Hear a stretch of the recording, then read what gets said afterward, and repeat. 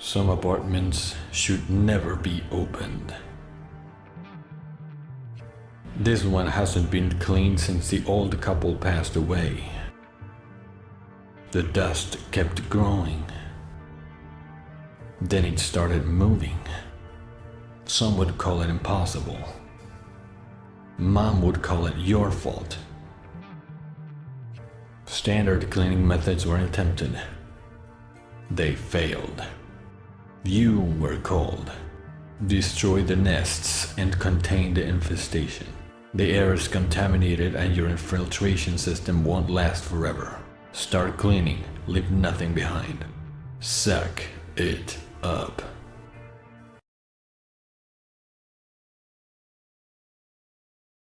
The things I do to not vacuum my room, man.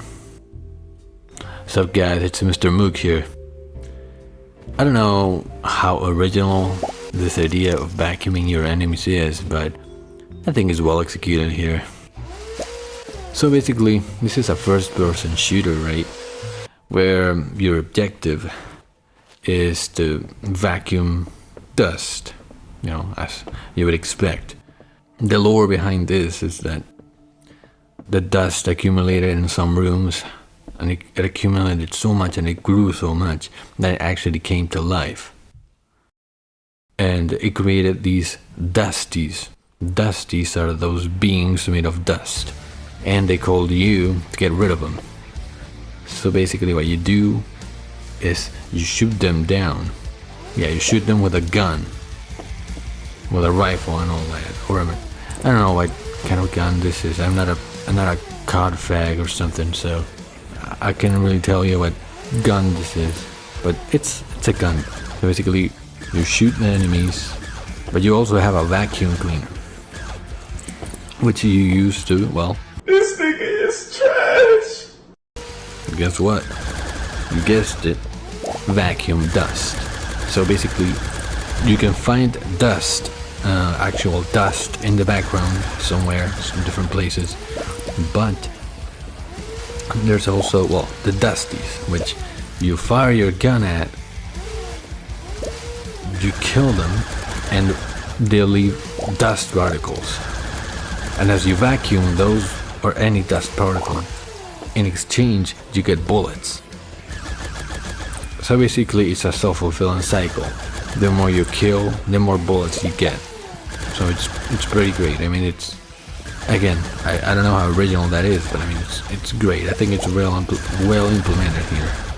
So this game is also kind of like a roguelite, because every now and then, you know, once you get a certain amount of dust, you actually can get upgrades, like faster shooting rate, faster running speed, you know, healing when you vacuum and have over 100 bullets, you know, shit like that.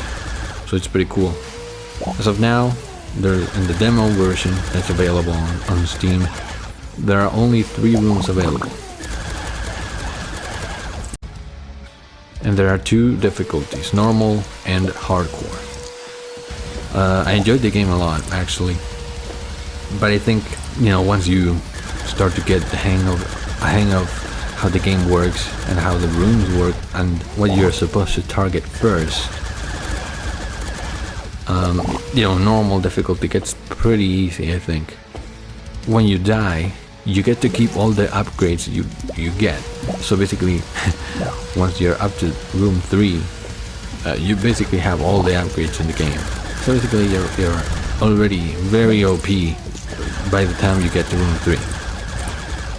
So that's why I just want to play hardcore now, because on hardcore, every time you die, you only get to keep 1 upgrade. I think it's the last upgrade you get before you die, but it could also be random. I'm actually not sure. I'm gonna have to play some more, you know, which isn't really a problem. I like the game. And hardcore is also harder because you get a lot more enemies. Mama! There were so many enemies at once at some point that I actually got a lot of lag, despite the game not actually asking much in the requirements. I like the music too. It's like some classic heavy metal on some Doom type shit. So I recommend the game for sure. I actually don't have anything bad to say about it, to be honest. I don't have any criticism. Now I haven't played that much. I haven't played as much as I played Arcade, but you know, I'm gonna continue playing, and if I do find something I don't like or a glitch or whatever, I'm gonna report it. Maybe I'll report it, or maybe I'll just, you know, mention it whenever they actually, you know, give us the permission to leave reviews on the Steam page. So I hope you enjoyed this video, and happy vacuuming, everyone.